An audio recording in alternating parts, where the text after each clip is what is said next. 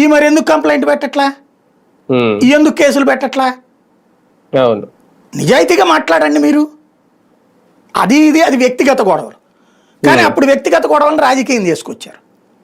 ఇప్పుడు వ్యక్తిగతం వదిలేయండి అంటారు. అంటే మాకొకనే ఇంకొకటి అదేదో అన్నారు, ఏంటది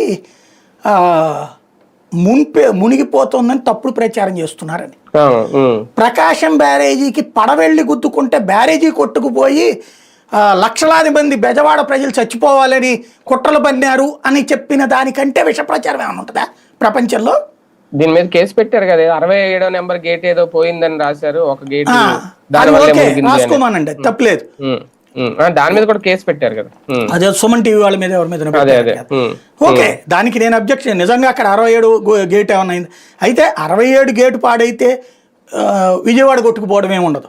అక్కడ 10 గేట్లు తేడా వచ్చినా నీళ్లు సముద్రంలోకి పోతాయి, నీళ్లు నిల్వ ఉండకుండా, అంతే. అంతేగాని కొట్టుకుపోవడమే ఉండదు. అది ఎప్పుడు కొట్టుకుపోవడం ఉంటుంది, గేట్లన్నీ పనిచేయడం మానేస్తాయి, అట్లేమి ఉండదు. ఆ గేట్లు స్ట్రాంగ్ గానే ఉంటాయి. దానికి ఆల్టర్నేటివ్ మెజర్స్ కూడా ఉంది. విజయవాడకి అట్లా ఇదేం లేదు. అది తప్పు అన్నప్పుడు గేటు తేడా వస్తే విజయవాడకి ప్రమాదం అని రాశారు. మొన్ననే చెప్పా, ఏదో ఫస్ట్ రోజు నీళ్లు రిలీజ్ చేశారన్నప్పుడు ఏ భయమో అక్కర్లేదు.